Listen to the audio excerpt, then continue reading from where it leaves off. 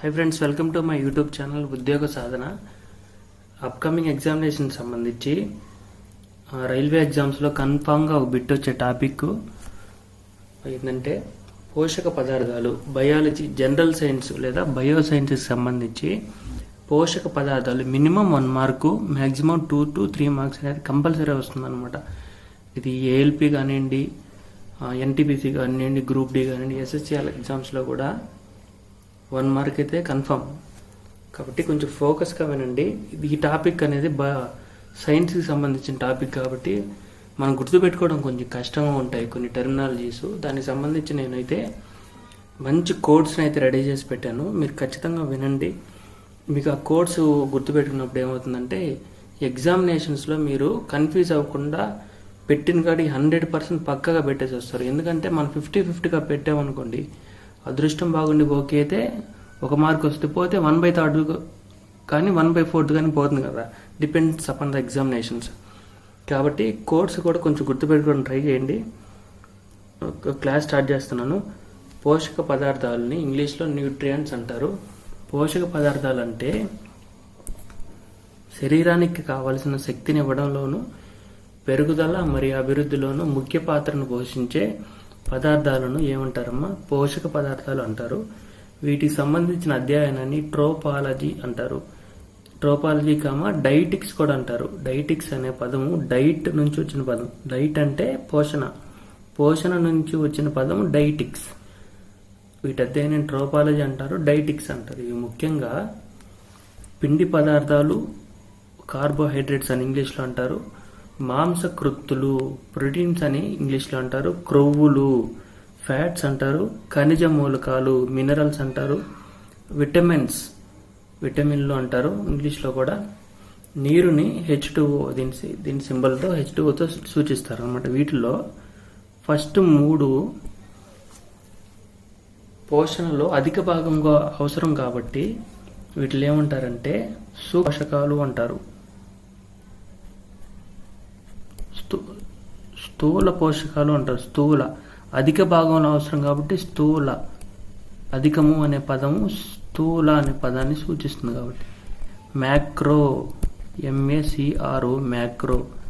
ఇవి మినరల్స్ అనే విటమిన్స్ అతి కొద్ది మొత్తాలు అవసరం కాబట్టి వీటిలో ఏమంటారంటే సూక్ష్మ లేదా తక్కువ.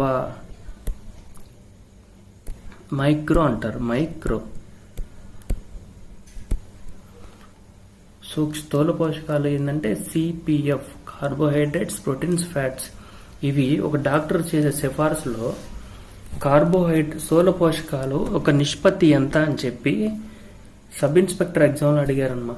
C అనేది అంటే కార్బోహైడ్రేట్స్ అనేవి 60% ఉండే విధంగా చూసుకోవాలి. అదేవిధంగా ప్రోటీన్స్ అనేవి 15% ఉండాలి, ఫ్యాట్స్ అనేవి 25% ఉండాలన్నమాట. దీన్ని ఏమంటారంటే పర్సంటేజ్. ఎస్ఏ ఎగ్జామ్స్కి ఏంటంటే బలానికి సంబంధించింది కాబట్టి దాంట్లో డైరెక్ట్గా క్వశ్చన్ అడిగారు. దీన్ని డాక్టర్ సూచించాక డైట్ ప్లాన్లో కార్బోహైడ్రేట్స్, ప్రోటీన్స్, ఫ్యాట్స్ ఏ నిష్పత్తిలో ఉండాలి? కార్బోహైడ్రేట్స్ 60, ప్రోటీన్స్ 15, ఫ్యాట్స్ 25 నిష్పత్తిలో ఉండాలి. ఓకే, ఇవి ఒక మీల్ తీసుకుందాం, ఒక డైట్ తీసుకుందాం అనుకోండి. ఇవన్నీ ఉన్నాయనుకోండి, carbohydrates, proteins, fats, minerals, vitamins అన్నీ ఉన్నాయి ఉంటే ఆ డైట్నే ఉంటాం కంప్లీట్ డైట్ అంటాం. ఉదాహరణకి పాలు. కంప్లీట్ డైట్ని తెలుగులో సంపూర్ణ ఆహారం అంటారు. అన్నీ కలిసిన అంటే అన్ని పోషక పదార్థాలు కలిసిన దాన్ని సంపూర్ణ ఆహారం అంటారు. కానీ ఒక్కొక్క పర్సన్కి ఒక్కొక్క రకమైన ప్రోటీన్స్ అవసరం అవుతాయి, ఒక్కొక్క రకమైన పోషక పదార్థాలు అవసరం అవుతాయి. ఒక పర్సన్స్కి ఫ్యాట్గా ఉండే పర్సన్స్కి ఫ్యాట్స్ తగ్గించి కార్బోహైడ్రేట్స్ ఎక్కువ పెంచుతారు అనమాట. అదే స్పోర్ట్స్ పర్సన్కి ఏం చేస్తారు, ప్రోటీన్స్ ఎక్కువ ఇస్తారు. అలా బాడీని బట్టి, మనిషిని బట్టి బ్యాలెన్స్డ్గా ఉండేదాన్ని బ్యాలెన్స్డ్ డైట్ అంటారు. బ్యాలెన్స్డ్ ఫుడ్ తీసుకోవాలని చెప్పి డాక్టర్స్ చెప్తూ ఉంటారు కదా, దాన్ని బ్యాలెన్స్డ్ ఫుడ్ అంటారు. ఇక్కడ మనకి పాలు అనే ఒక టాపిక్ వచ్చింది కాబట్టి పాలు అనేది కంప్లీట్ డైట్. అంటే పిండి పదార్థాలు ఉంటాయి, మాంసకృతులు, క్రొవ్వులు, ఖనిజ మూలకాలు, విటమిన్స్ అన్నీ ఉంటాయి కాబట్టి పాలు గురించి కూడా మనం కొన్ని పాయింట్స్ నేర్చుకోవాల్సిన అవసరం ఉంది. ఎందుకంటే కాంపిటేటివ్ ఎగ్జామ్స్లో నెంబర్ ఆఫ్ టైమ్స్ దీనికి సంబంధించిన పాయింట్స్ అడుగుతూ ఉన్నారు కాబట్టి పాలు అనేది కంప్లీట్ డైట్. పాలల్లో ఉండే చక్కెర లాక్టోస్, పాలల్లో ఉండే ప్రోటీన్ కేసిన్, పాలల్లో ఉండే మినరల్స్ ఏంది కాల్షియం మరియు ఫెర్రస్. 14 సంవత్సరాల పిల్లల్ని వాళ్ళ తల్లిదండ్రులు పాలు తాగండి ఎందుకంటారంటే వాళ్ళ ఎదుగుదలకు ముఖ్యమైన ఆహారం ఏంది కాల్షియం మరియు ఫెర్రస్. ఆ మినరల్ ఎక్కడ ఉంటుంది పాలల్లో ఉంటుంది కాబట్టి పాలతో. ఇది ఎన్టీపీసీ బిట్టు. ఎన్టీపీసీలో అడిగారు చిన్నపిల్లల్లో పాలు తాగినప్పుడు రియాక్ట్ అయ్యే ఎంజైమ్ ఏది రెనిన్. అదే పెద్దవారిలో అయితే లాక్టేజ్. ఇక్కడ లాక్టోజ్ ఉంది కదా పాలల్లో ఉండే డైట్, అదే ఇక్కడ కూడా ఉంది, అదే ఇక్కడ ఎంజైమ్ ఉంటుంది. కాబట్టి పాలల్లో పనిచేసే ఎంజైమ్ ఏది చిన్నపిల్లల్లో అనే క్వశ్చన్ ఇచ్చాడు. ఫస్ట్ ఆప్షన్ లాక్టేజ్ ఇచ్చాడు, రెండో ఆప్షన్ రెనిన్ ఇచ్చాడు, మూడో ఆప్షన్ ఫ్రక్టోజ్, నాలుగో ఆప్షన్ సుక్రోజ్ ఇచ్చాడు. మనం ఏమనుకుంటాము పాలల్లో ఉండే చక్కెర లాక్టోజ్ కదా, అందుకని లాక్టేజ్ అవద్దు కదా అని చెప్పేసి మనం ఇది చూజ్ చేసుకొని వస్తాం. కానీ వాస్తవానికి ఆన్సర్ ఏంది రెనిన్. గుర్తుపెట్టుకోండి, పాలల్లో ఉండే ఎంజైమ్ ఏంది చిన్నపిల్లల్లో పనిచేసే ఎంజైమ్ రెనిన్. అదే పెద్దవాళ్ళలో ఉండే ఎంజైమ్ లాక్టేజ్. పాల యొక్క స్వచ్ఛతను కొలిచే పరికరాన్ని లాక్టోమీటర్ అంటారు. పాలల్లో ఉండే బ్యాక్టీరియా లాక్టోబాసిల్లస్. అదేవిధంగా పాల కోసం చేసిన విప్లవం ఒకటి ఉంది, వైట్ రెవల్యూషన్ అంటారు. వైట్ రెవల్యూషన్, శ్వేత విప్లవం అంటారు. శ్వేత విప్లవాన్ని భారతదేశంలో ఇంట్రడ్యూస్ చేసిన వ్యక్తి వర్గీస్ కురియన్.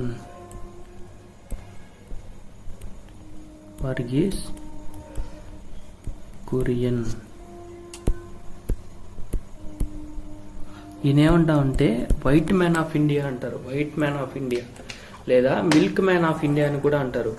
వర్గీస్ కురియన్ని ఏమంటాం వైట్ మ్యాన్ ఆఫ్ ఇండియా లేదా మిల్క్ మ్యాన్ ఆఫ్ ఇండియా అంటారు. ఈయన గుజరాత్లోని ఆనంద్లో అమూల్ డైరీ మిల్క్ స్టార్ట్ చేశారు. ఏం చేశారు అమూల్ డైరీ మిల్క్ ఫౌండర్ ఎవరంటే వర్గీస్ కురియన్. ఎక్కడ స్టార్ట్ చేశాడు గుజరాత్లో స్టార్ట్ చేశాడు.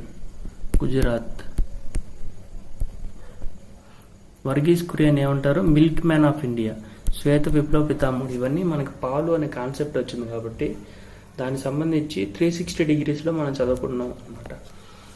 అదేవిధంగా ఇదే Varghese Kurien dairy development corporation కూడా గుజరాత్లో స్టార్ట్ చేశారు. గుజరాత్లో స్టార్ట్ చేశారు. క్లియర్.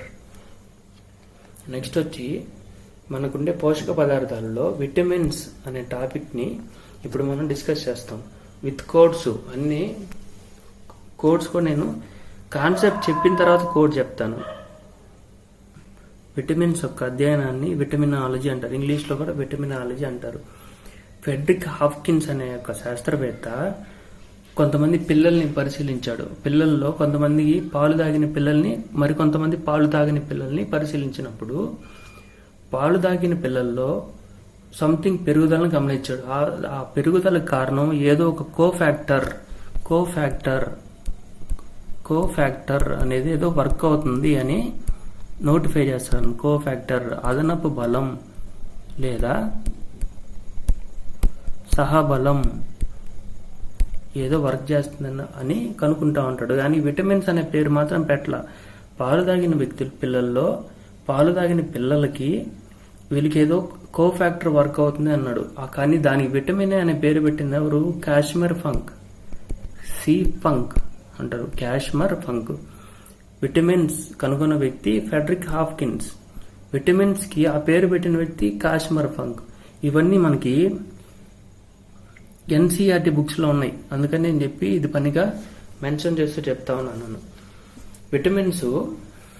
విటమిన్స్ 2 రకాలుగా వర్గీకరించారు. కొవ్వులో కరిగేవి మరియు నీటిలో కరిగేవి. కొవ్వులో అంటే ఫ్యాట్స్ లోని, నీటిలో అంటే వాటర్ లో కరిగేవి. కొవ్వులో కరిగే విటమిన్లు ఏడిఈకే. కొవ్వులో కరిగే విటమిన్లు ఏడిఈకే. దీన్ని నీటిలో కరిగేవి బీసీ. ఏడిఈకేని మనం రివర్స్ లో రాస్తే ఏమవుతుంది? చూడండి, KEDA కదా, కేడా కదా. కేడా కోలలో ఏముంటుంది? ఫ్యాట్స్ ఉంటాయి. కాబట్టి ఫ్యాట్స్లో కరిగే విటమిన్లు ఏంటంటే కేడా. K for K vitamin, E vitamin, D vitamin, A vitamin. ఇది కోడు. క్రొవ్వులో కలిగే విటమిన్ ఏంటి? ఏడిఈకే. మనం గుర్తుపెట్టుకోవడం ఎలాగంటే కేడా కోలాలో ఫ్యాట్ ఉంటుంది. కోడ్ గుర్తుపెట్టుకోండి. కేడా కాకుండా అంటే ఏడిఈ కాకుండా మిగిలిన 2 విటమిన్స్ ఏంటి? B and C. బీసీ దేంట్లో ఉంటాయి? వాటర్లో ఉంటాయి. వాటర్లో కరిగే విటమిన్లు బీసీ, క్రొవ్వులో కరిగే విటమిన్లు ఏడిఈకే. ఏడిఈకే కోడ్ ఏందమ్మా? కేడా.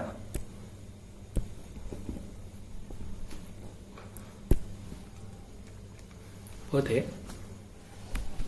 విటమిన్ ఏ యొక్క శాస్త్రీయ నామం లేదా సైంటిఫిక్ నేమ్ రెటినాల్. లభించే పదార్థాలు ఆకుకూరలు, క్యారెట్, పాలు, షార్క్ లేదా కాట్ చేపల నూనె. ఈ విటమిన్ ఏ లోపం వల్ల రే చీకటి గమ్ముతుందన్నమాట. రే చీకటి, రాత్రిపూట లేదా సాయంత్రం పూట కళ్ళు కనిపించకపోవడాన్ని రే చీకటి అంటారు. పొడికళ్ళు లేదా క్సెరఫ్థాల్మియా. పొడికళ్ళు అంటే మన కంటిలో ఉండే లాక్రిమల్ గ్రంథులు, లాక్రిమల్ గ్లాండ్స్ పనిచేయకపోవడం వల్ల, కంటిలో నీరు ఉత్పత్తి కాకపోవడం వల్ల కళ్ళు పొడిగా మారి కళ్ళు కనిపించడం అనేది తగ్గిపోతుంది. దాన్ని ఏమంటారంటే పొడికళ్ళు లేదా క్సెరఫ్థాల్మియా అంటారు. ఈ క్సెరఫ్థాల్మియా రాకుండా కాపాడే విటమిన్ ఏంది? Vitamin A. అందుకని దీన్ని ఏమంటాము? యాంటీ క్సెరఫ్థాల్మియా విటమిన్ అని కూడా అంటారు. విటమిన్ ఏకి రెటినాల్తో పాటుగా యాంటీ క్సెరఫ్థాల్మియా విటమిన్ అని కూడా అంటారు. ఇది ఈ లోపం వల్ల కలిగే మరొక వ్యాధి డెర్మటోసిస్. దీన్ని చర్మ సంబంధమైన వ్యాధి. తర్వాత విటమిన్ డి. దీన్ని కాల్సిఫెరాల్ అని సైంటిఫిక్గా పిలుస్తారు. విటమిన్ డిని కాల్సిఫెరాల్. అన్ని గుర్తుపెట్టుకోవడం కోసం నేను లాస్ట్లో ఒక కోడ్ కూడా చెప్తాను, కంగారు పడవకండి. కాల్సిఫెరాల్ అంటారు. దీన్ని సన్షైన్ విటమిన్ అంటారు. సూర్యుడి నుంచి కదమ్మా మనకి విటమిన్ డి వస్తుంది. చిన్నప్పటి నుంచి 3వ క్లాస్ నుంచి మనం చదువుకుంటానే ఉన్నాం కదా. సన్షైన్ విటమిన్ మనం ఫ్రీ ఆఫ్ కాస్ట్ తీసుకుంటాం కాబట్టి ఫ్రీ విటమిన్ అంటారు. ఇది సూర్యకాంతి, పాలు, కాలేయం లేదా లివర్, గుడ్లలోని పచ్చ సొన నుంచి లభిస్తుంది. అదేవిధంగా చిన్నపిల్లల్లో రికెట్స్ అనే వ్యాధి, చిన్నపిల్లల్లో ఎముకలకి వచ్చే వ్యాధి. ఈ రికెట్స్ అనే వ్యాధి రాకుండా విటమిన్ డి కాపాడుతుంది కాబట్టి దీన్ని యాంటీ రికెటిక్ విటమిన్ అంటారు. చిన్నపిల్లల్లో అయితే రికెట్స్, పెద్దవారిలో విటమిన్ డి లోపం వల్ల పెద్దవారిలో వచ్చే వ్యాధి ఏంటంటే ఆస్టియోమలేషియా అనే వ్యాధి. ఇది చిన్నపిల్లల్లో ఎముకల పెరుగుదలలో ఒక హార్మోన్ వల్లే ప్రవర్తిస్తుంది కాబట్టి దీన్ని హార్మోనిక్ విటమిన్ అని కూడా అంటారు. Harmonic vitamin very very very important. SSC సిజిఎల్లో అడిగారమ్మా. హార్మోన్ లాంటి విటమిన్ ఏది క్రింది వాటిలో? Vitamin D. అదేవిధంగా పీగన్ చెస్ట్. విటమిన్ డి లోపం వల్ల వచ్చే వ్యాధి ఏంది? పీగన్ చెస్ట్. ఇది ఎన్సీఆర్టీ మెటీరియల్లో ఉంది కాబట్టి రైల్వే ఎగ్జామ్స్ ప్రిపేర్ అవుతున్న వాళ్ళకి ఇది కొంచెం అడిషనల్ ఫెచ్ అవుద్ది. ఈ మిగతా కాన్సెప్ట్ అంతా అందరు నేర్చుకుంటారు. ఇలాంటివన్నీ మనం క్యాచ్ చేసినప్పుడు ఏమవుతుందంటే 1 అడిషనల్ మార్క్ వస్తుంది. ఈ ఒక్క అడిషనల్ మార్క్ వల్ల మన పేరు లిస్ట్లో టాప్కి వెళ్ళిపోతుంది అనమాట. అందుకని ఇలాంటివన్నీ మనం కొంచెం ఫోకస్డ్గా చూసుకుంటూ ఉండాలి.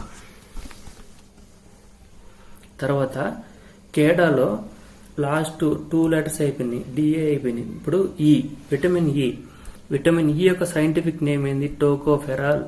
దీన్ని బ్యూటీ విటమిన్ అని కూడా అంటారు. పోతే తాజా ఫలాలు, మొలకెత్తిన గింజలు, సన్ఫ్లవర్ ఆయిల్, పత్తి గింజల నూనె నుంచి కూడా ఈ విటమిన్ లభిస్తుంది మనకి. ఈ లోపం వలన వంధ్యత్వం అనే వ్యాధి వస్తుందన్నమాట. ఈ వంధ్యత్వాన్ని నివారించే విటమిన్ ఈ కాబట్టి దీన్ని యాంటీ స్టెరిలిటీ విటమిన్ అని కూడా అంటారు. వంధ్యత్వ నిరోధ విటమిన్ అని కూడా అంటారు. ఆర్బీసీల యొక్క ఈ విటమిన్ ఈ యొక్క లోపం వల్ల ఆర్బీసీ రెడ్ బ్లడ్ సెల్స్ యొక్క జీవితకాలం తగ్గుతుంది. రెడ్ బ్లడ్ సెల్స్ యొక్క జీవితకాలంలో లైఫ్ టైమ్ ఆఫ్ ఆర్బీసీ ఎంత? 120 రోజులు, 120 days. ఇది కూడా అడిగారు. 120 days అనేది ఎర్ర రక్త కణాల జీవితకాలం ఎంత అని కూడా SSCలో అడిగారు అన్నమాట. విటమిన్ కేనే ఉంటారు, ఫిల్లోక్వినాన్ అంటారు లేదా నాఫ్తోక్వినాన్ అంటారు. యాంటీ హెమరేజిక్ విటమిన్, రక్తాన్ని గడ్డకట్టించే విటమిన్ అంటారు. యాంటీ బ్లీడింగ్ విటమిన్ అంటారు. ఒక క్వశ్చన్ ఈ విధంగా అడిగారు. ఏమని అడిగారంటే, గాయపడిన వ్యక్తికి రక్తం గడ్డకట్టకుండా విపరీతమైన బ్లీడింగ్ అవుతా ఉంది అంటే ఆ వ్యక్తిలో ఏ విటమిన్ లోపించింది అన్న క్వశ్చన్ అడిగారు. దానికి ఆప్షన్ ఏంది? విటమిన్ కే లోపం వల్లనే కదా అతనికి గాయపడినప్పుడు బ్లీడింగ్ విపరీతంగా అవుతా ఉంది. గాయపడినప్పుడు రక్తం గడ్డకట్టాలి వితిన్ మినిట్స్లో. అలా గడ్డకట్టకుండా ఉందంటే అతనిలో విటమిన్ కే లోపం వల్ల ఉందని అర్థం. ఓకే, ఇది ఏ పదార్థాల నుంచి లభిస్తుంది? ఆకుకూరల నుంచి లభిస్తుంది, కాలేయం నుంచి లభిస్తుంది, గుడ్డు నుంచి లభిస్తుంది, ఆవు పాలు నుంచి లభిస్తుంది. పాలు అనేది కంప్లీట్ డైట్. పాలు ప్రతి విటమిన్ కి ఉంటుంది కదా. ఈ లోపం వల్ల రక్తం గడ్డకట్టకపోవడం లభిస్తుంది. హెమరేజియా అనే ఒక వ్యాధి వస్తుంది అన్నమాట. క్రొవ్వులో కరిగే విటమిన్లకి కోడ్ చూడండి. విటమిన్ ఏకి మనం ఏం పేరు చెప్పాము ఇంతకుముందు? సైంటిఫిక్ నేమ్ రెటినాల్ అని చెప్పాం. రెటినాల్. విటమిన్ డికి కాల్సిఫెరాల్. విటమిన్ ఈకి టోకోఫెరాల్. విటమిన్ కేకి ఫిల్లోక్వినాన్. కొరువులో కరిగే విటమిన్ ఏంటంటే కేడ, కింద నుంచి KEDA. కేడాలో ఏముంటుంది? క్రొవ్వు ఉంటుంది కాబట్టి కేడ. అది క్లియర్, ఆడ వరకు మనం మర్చిపోము. ఇక్కడ కేడా మనం ఇలా రాసుకున్నాక ఏ అంటే రెటినాల్, డి అంటే కాల్సిఫెరాల్, ఈ అంటే టోకోఫెరాల్, కే అంటే ఫిల్లోక్వినాన్. రేఖ ఏం చేసిందమ్మా? టోపీ పెట్టుకుంది. రే అంటే రెటినాల్, కా అంటే కాల్సిఫెరాల్, టో అంటే టోకోఫెరాల్, పి అంటే ఫిల్లోక్వినాన్. పి అని పలుకుతున్నాను అనుకోండి ప్రస్తుతానికి, ఫిల్లోక్వినాన్. రేఖ ఎందుకు టోపీ పెట్టుకుంది? తన క్రొవ్వు బట్టి. ఎవరిని ఉద్దేశించింది కదమ్మా, మనకు గుర్తుండడం కోసం మాత్రమే. Retinol, calciferol, tocopherol, phylloquinone. ఇవన్నీ ఏంది?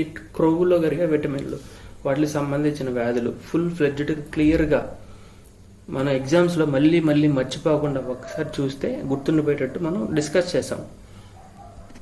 నెక్స్ట్, నీటిలో కరిగే విటమిన్. క్రొవ్వులో ఏం కరుగుతుంది? కేడా కరుగుతుంది కదా. మిగిలిన 2 విటమిన్స్ ఏంది? B and C. బిలో మల్టిపుల్ విటమిన్స్ ఉన్నాయి. B1, 2, 3, 4, 5, 6, 9, 12. ఇవన్నీ బిలో ఉండే విటమిన్స్. అందుకని దీన్ని ఏమంటారు అంటే బి కాంప్లెక్స్ అంటాం. B complex. తర్వాత బి కాంప్లెక్స్ ఏంది అని చెప్పి దీనంతా నేను టేబుల్ ఫామ్ లో ఇచ్చున్నా. ఇప్పుడు ప్రస్తుతానికి సి విటమిన్ గురించి తెలుసుకుందాం. సి అనే విటమిన్ ని ఆస్కార్బిక్ యాసిడ్ అంటారు లేదా యాంటీ స్కర్వీ విటమిన్ అని కూడా అంటారు. స్కర్వీ అంటే స్కర్వీ వ్యాధి. ఈ క్రింది వాటిలో ఏ విటమిన్ లోపం వల్ల వచ్చిందని చెప్పి నెంబర్ ఆఫ్ కాంపిటేటివ్ ఎగ్జామ్స్ లో అడిగారు. స్కర్వీ వ్యాధి రావడానికి గల కారణమైన విటమిన్ ఏది? Vitamin C.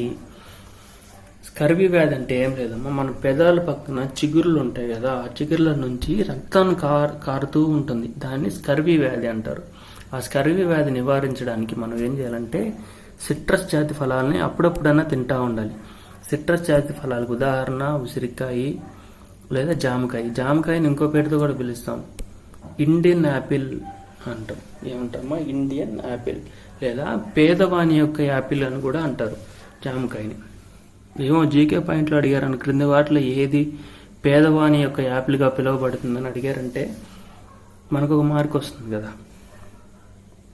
ఇది జామ అనేది చౌకగా లభిస్తుందని చెప్పాం కదా, కాబట్టి చౌకగా లభించే విటమిన్ ఏంది? C vitamin. ఇది సి విటమిన్ అనేది ఎండలో ఉండింది అనుకోండి, ఎండలోనో హీట్లోనో ఉంటే కరిగిపోతా ఉంది. అందుకని దీన్ని ఏమంటారంటే హీట్ సెన్సిటివ్ విటమిన్ అంటారు. దీన్ని కూల్ ప్లేసెస్లో ఏం చేయాలంటే భద్రపరచాలి. సి విటమిన్ అయిపోయింది కదా. ఇప్పుడు బి కాంప్లెక్స్కి వెళ్తాం.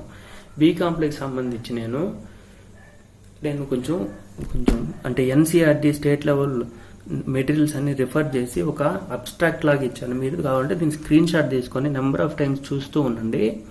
మీకు దీని గురించి క్లియర్గా ఎగ్జామ్లో కన్ఫ్యూజ్ కాకుండా మీరు ఆన్సర్ చేసే అవకాశం ఉంటుంది. బి కాంప్లెక్స్ విటమిన్ అనేది విటమిన్ B1. దీని యొక్క ఇతర పేర్లు లేదా శాస్త్రీయ పేర్లు థయామిన్ అంటారు. థయామిన్ లేదా యాంటీ న్యూట్రిక్ విటమిన్ అని, యాంటీ బెరిబెరి. బెరిబెరి అనే వ్యాధి రాకుండా నివారించే విటమిన్ B1 కాబట్టి యాంటీ బెరిబెరి విటమిన్ అంటారు. ఇది ఏ ఏ పదార్థాల్లో లభిస్తుంది? తవుడు, పాలు, గుడ్లు, కాలేయంలో లభిస్తుంది. బెరిబెరి వ్యాధి అనేది ప్రాణాంతకమైనదా కాదా అని చెప్పి కానిస్టేబుల్లో అడిగారు. బెరిబెరి వ్యాధి అనేది, బెరిబెరి అంటే చిన్నపిల్లకాయల పేరు ఉన్నట్టుంది కదా, ఖచ్చితంగా ప్రాణాంతకం కాదులే అని మనం అనుకుంటాం అని చెప్పి మనల్ని కన్ఫ్యూజ్ చేయడానికి ఇచ్చారనమాట. ఈ బెరిబెరి వ్యాధి హృదయ స్పందన సరిగా పనిచేయకపోవడం వల్ల నాడీ స్పందన లోపం వచ్చి పిల్లలు చనిపోయే అవకాశం ఉంది కాబట్టి ఇది ప్రాణాంతకమైన వ్యాధి. బెరిబెరి అనేది ప్రాణాంతకమైన వ్యాధి. ఈ విటమిన్లో సల్ఫర్ అనే మూలకం కూడా ఉంటుంది. తర్వాత B2ని సైంటిఫిక్గా రైబోఫ్లేవిన్ లేదా ఎల్లో ఎంజైమ్ అని కూడా అంటారు. ఎక్కడెక్కడ లభిస్తుంది? పాలు, గుడ్లు, మాంసం, చేపలు, పుట్టగొడుగుల్లో లభించే vitamin B2, beans, liver. Beans ఏమంటారు? సోయా బీన్స్ ఏమంటారు అంటే పేదవాడి మాంసం, ద పూర్ మ్యాన్స్ మీట్ అంటారు దేన్ని, సోయా బీన్స్ ని. విటమిన్ B2 లోపం వల్ల కిలోసిస్ అంటే నోరు మూలల్లో పగుళ్ళు ఏర్పడే అవకాశం గల వ్యాధి వస్తుంది. గ్లాసైటిస్, నాలుక చుట్టుపక్కల ఎర్రటి పుండ్లు మాదిరిగా ఉండే వ్యాధిని గ్లాసైటిస్ అంటారు. ఈ గ్లాసైటిస్ వ్యాధి అనేది రాకుండా ఉండాలంటే విటమిన్ B2 తీసుకుంటూ ఉండాలి. ఇది ఆక్సీకరణ మరియు క్షయీకరణ అనే 2 ప్రక్రియలు ఉన్నాయి. ఆ ప్రక్రియల్లో కూడా విటమిన్ B2 అనేది వర్క్ అవుతూ ఉంటుంది అనమాట. ఆక్సీకరణకు ఉదాహరణ శ్వాసక్రియ, క్షయీకరణకు ఉదాహరణ కిరణజన సంయోగక్రియ. ఇది ఎందుకు ఇచ్చానంటే, మెన్షన్ చేశానంటే NCERTలో ఉంది కాబట్టి. NCERT సార్ ఎందుకు సార్ మీరు NCERT అని మెన్షన్ చేస్తున్నారంటే, మీరు అక్కడ ఫోకస్గా వింటారని. ఇది అడిషనల్ మార్క్ ఒకటి మీకు ఫెచ్ అవుద్దని చెప్పి నేను చెప్తున్నాను. మీరు అక్కడ ఫోకస్గా వింటారని. ఒక్క మార్కే లైఫ్ని డిసైడ్ చేసేది ఆ ఒక్క మార్క్ కాబట్టి. తర్వాత విటమిన్ B3 యొక్క సైంటిఫిక్ నేమ్ ఏంటంటే నియాసిన్ లేదా నికోటిక్ యాసిడ్, యాంటీ పెల్లగ్రా విటమిన్ అని కూడా అంటారు. యాంటీ పెల్లగ్రా అంటే పెల్లగ్రా రాకుండా కాపాడుతుంది కాబట్టి యాంటీ పెల్లగ్రా విటమిన్. ఇది ఎక్కడెక్కడ లభిస్తుంది? ఈస్ట్ శిలీంధ్రం, వేరుశనగలో, మూత్రపిండాల్లో లభిస్తుంది. ఈ విటమిన్ B3 లోపం వల్ల వచ్చే వ్యాధి మతిమరుపు, నిద్రలేమి, డయేరియాని తెలుగులో అతిసారం అంటారు. ప్రపంచవ్యాప్తంగా అత్యధిక మరణాలు క్రింది వాటిలో ఏ వ్యాధి వల్ల సంభవిస్తున్నాయి? Option A corona, option B AIDS, option C diarrhoea, option D dengue. మనం ఏమనుకుంటాము? డయేరియా అనేది మనం ఇప్పుడు వింటే ఓకే, లేకపోతే ఖచ్చితంగా డయేరియా కాడికి వెళ్ళాం ఆప్షన్స్లో. కానీ ప్రపంచవ్యాప్తంగా ఎక్కువ మంది మరణించే వ్యాధి డయేరియా అనేది అంటువ్యాధి. ఒకరి నుంచి ఒకరికి ఈజీగా ఫ్రీక్వెంట్గా సోకుతోంది కాబట్టి ప్రపంచవ్యాప్తంగా మరణాలు అత్యధికంగా సంభవించే వ్యాధి diarrhoea. Vitamin B5 pantothenic acid అంటారు సైంటిఫిక్గా దీన్ని చిలకడదుంపలోను, వేరుశనగలోను, ఈస్ట్లోనూ లభిస్తుంది అనమాట. కోడి కాళ్ళల్లో మంటలు, మగవారిలో జుట్టు ఊడిపోవడానికి విటమిన్ B5 యొక్క లోపమే.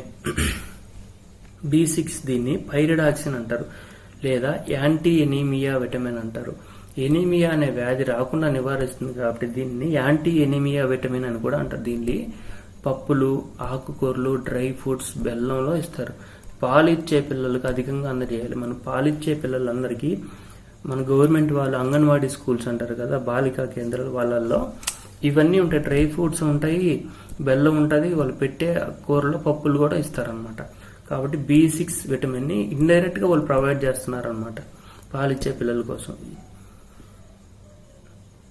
B9 దీన్ని ఫోలిక్ యాసిడ్ అంటారు. లుకేమియా పిల్లలకి అమ్మాయి గర్భిణి అయినప్పుడు అమ్మాయికి మెడిసిన్స్లో ఫోలిక్ యాసిడ్ టాబ్లెట్స్ ఇస్తారు. ఎందుకంటే పుట్టబోయే బిడ్డ మెంటల్గా కూడా హెల్తీగా పుట్టాలని చెప్పి ఫోలిక్ యాసిడ్ టాబ్లెట్స్ ఇస్తారు.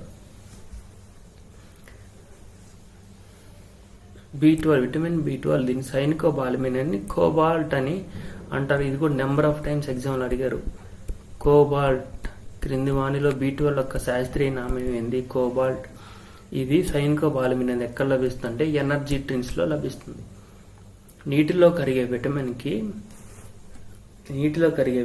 కి కోడ్ చూద్దాం. మనం ఆల్రెడీ క్రొవ్వులో కరిగే విటమిన్ కి సంబంధించిన ఒక కోడ్ చూసాం. అది తర్వాత నీటిలో కరిగే విటమిన్ కి B1 ని థైమిన్ అంటారు, B2 ని రైబోఫ్లేవిన్ అంటారు, B3 ని నియాసిన్ అంటారు, B6 ని పైరిడాక్సిన్ అంటారు, B9 ని ఫోలిక్ యాసిడ్ అంటారు, B12 ని సైనికోబాలమిన్ అంటారు కదా. ఇక్కడ ఏముంది? థైమిన్, రైబోఫ్లైమిన్ రా అనుకోండి మీరు ప్రస్తుతానికి. B3 ని నియాసిన్ ని ధరణి. ఓకే, ధరణి చాలా చిన్న పిల్ల, బాలిక. ఆ అమ్మాయి పైకి రావాలని అనుకుంటా ఉంటుంది. ధరణి ఏమనుకుంటుంది? పైకి రావాలనుకుంటుంది. ధరణి పైకి రావాలనుకుంటుంది. ఎవరు అమ్మాయి? బాలిక. చూడండి, బాలిక. ధరణి పై అంటే పైరిడాక్సిన్, ఇంకో పై అంటే ఫోలిక్ యాసిడ్, ఇంకొక మళ్ళీ పైకి పోవాలనుకుంటుంది. ధరణి పైకి పోవాలనుకుంటుంది అనమాట. ధరణి అంటే థైమిన్, రా అంటే రైబోఫ్లామిన్, నీ అంటే నియాసిన్, పై అంటే పైరిడాక్సిన్, ఫోలిక్ యాసిడ్ ని పైకి పోవాలి అనుకుంటుంది. ఎక్కడి నుంచి? బాలిక నుంచి పెద్దయి పైకి పోవాలి అనుకుంటుంది అనమాట. ధరణి పైకి పోవాలంటుంది, బాలిక నుంచి పెద్దయి పైకి పోవాలనుకుంటుంది. అది మనం గుర్తుపెట్టుకోవడానికి ఇది ఒక కోడ్, నేను ఫ్రేమ్ చేసినయే.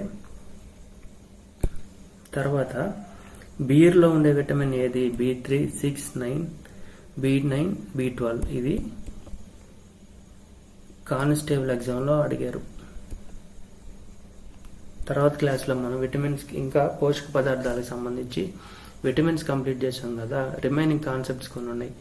ఏమున్నాయంటే పిండి పదార్థాలు, మాంసకృతులు, క్రొవ్వులు, ఖనిజ మూలకాలు అవన్నీ కలిపి ఒక వీడియోగా నేను చేస్తాను. Thank you for watching. Thank you.